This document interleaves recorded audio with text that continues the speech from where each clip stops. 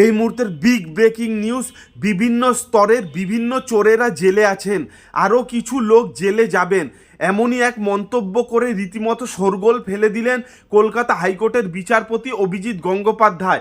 হাইকোর্টের বিচারপতি অভিজিৎ গঙ্গোপাধ্যায়ের এজলাসে নিত্যদিন বহু মামলার শুনানি হয়। বিভিন্ন কড়া মন্তব্য, কড়া পর্যবেক্ষণ ও নির্দেশও দিয়েছেন তিনি বিভিন্ন মামলায়। তার এজলাস থেকে অনেক অভিযুক্তরই জেল হয়েছে। সোমবার সন্ধ্যায় সংবাদ মাধ্যমের মুখোমুখি হয়ে সেই কথাও স্মরণ করিয়ে দিলেন বিচারপতি অভিজিৎ গঙ্গোপাধ্যায়। সাংবাদিকদের বললেন, আমার বিভিন্ন পদক্ষেপে বিভিন্ন চোরেরা জেলে আছেন, বিভিন্ন স্তরের চোরেরা আছেন, উপর থেকে নিচ অবধি। শুধু তাই নয়, আগামী দিনে আরও কয়েকজন জেলে যেতে পারেন বলেও মনে করছেন তিনি।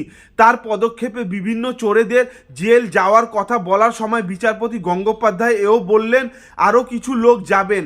শুধু এটাই নয়, বিচারপতি গঙ্গোপাধ্যায় আরও জানালেন, একদল চোর যদি নিজেদের জীবন জীবিকার কথা বলে অবাধে চুরির অধিকার চেয়ে আদালতে পিটিশন করে, তাহলেও তিনি আশ্চর্য হবেন না।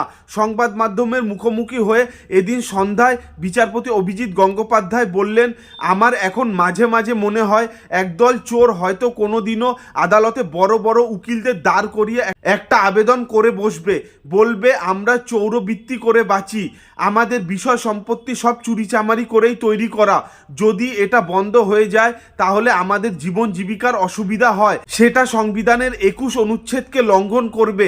বিচারপতির মনে হয় এই ধরনের দাবি নিয়ে হয়তো বলা হবে, যাতে তাদের অবাধে চুরি করার অধিকার দেওয়া হয়। সংবাদ মাধ্যমের মুখোমুখি হয়ে বিচারপতি বললেন, যদি কখনো এরকম পিটিশন হঠাৎ করে হয়ে যায় আমি আশ্চর্য হব না।